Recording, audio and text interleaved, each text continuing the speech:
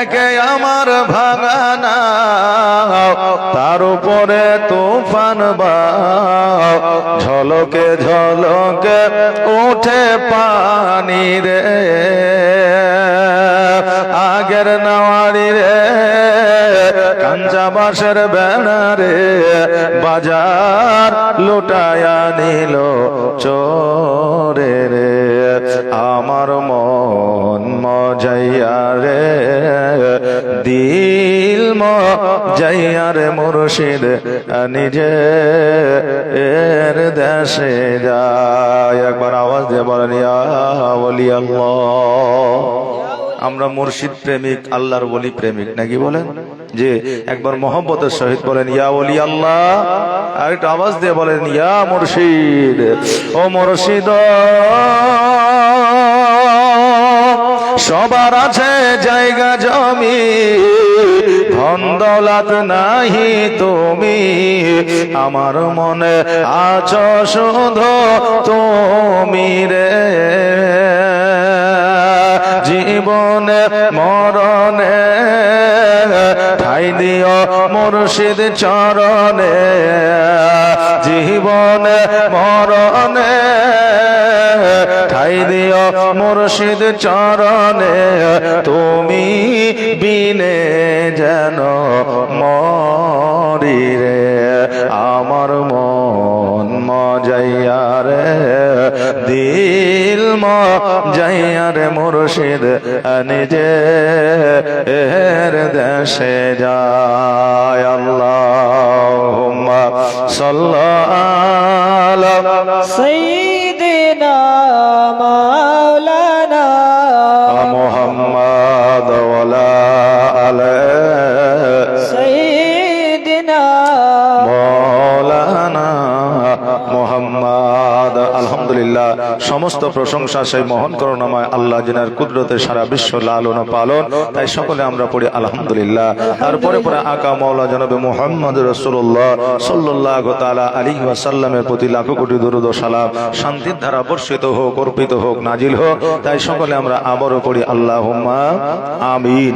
বিরাদার, আল্লাহ তাবারাক তাআলা আল কোরআনুল মাজিদের মধ্যে ঘোষণা করেছেন ওয়া আম্মা বিনি'মাতি রাব্বিকা ফাহাদ্দিস। আল্লাহ বললেন, বান্দারে তোমরা যারা আমার নিয়ামতের প্রশংসা করো, আমি আল্লাহ আমার প্রশংসা করা হয়। জোরে বলেন সুবহানাল্লাহ।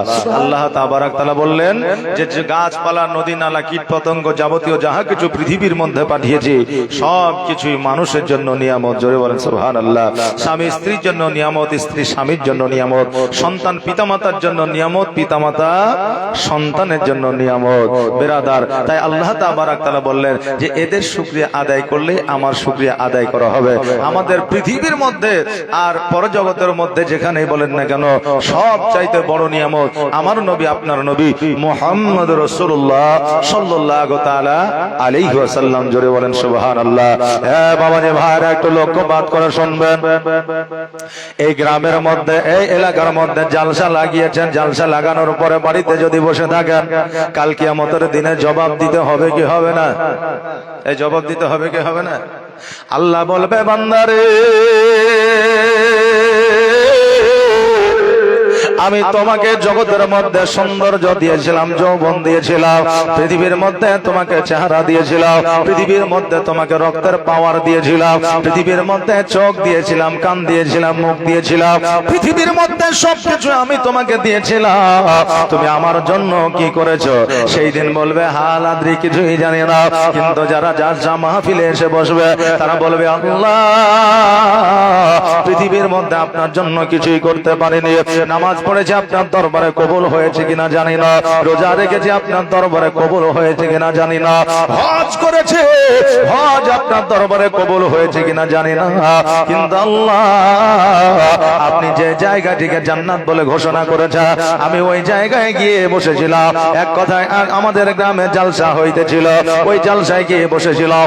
আল্লাহ গো, যতক্ষণ পর্যন্ত আপনার রাসূলের আলোচনা চলতেছিল, আপনার রাসূলের প্রশংসা চলতে চলতেছিল ততক্ষণ পর্যন্ত সেই জায়গায় শামিল ছিলাম। আল্লাহ বলবে বান্দা আমি তোমার এই জন্যই খুশি হইয়া আমি তোমাকে জান্নাতবাসী করিলাম। জোরে বলেন সুবহানাল্লাহ। আল্লাহ তাবারক তাআলা জগতের মধ্যে আমাদেরকে পাঠিয়েছে সব চাইতে বড় নিয়ামত করে, কেননা আল্লাহ আসমান বানিয়েছে কুম্বি ইজনিল্লাহ বলে, জমিন বানিয়েছে কুম্বি ইজনিল্লাহ বলে। আল্লাহ তাবারক তাআলা 500 টাকা বাকি আর 500 টাকা নগদ।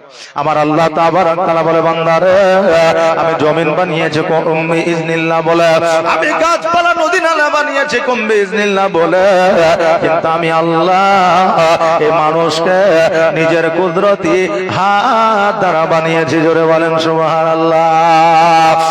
বাবাজি ভাইরা, আমাদের মা বোনদেরকে বিউটি পার্লারে যাইতে বারণ করা হয়েছে।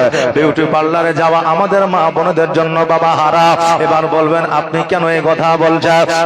কেন না আজকে আমার আল্লাহ তাবারক তাআলা মা বোনদের যে চেহারা দিয়েছে, কাউকে ফর্সা বানিয়েছে, কাউকে শ্যামলা বানিয়েছে, আল্লাহ কাউকে আপনার কালো বানিয়েছে।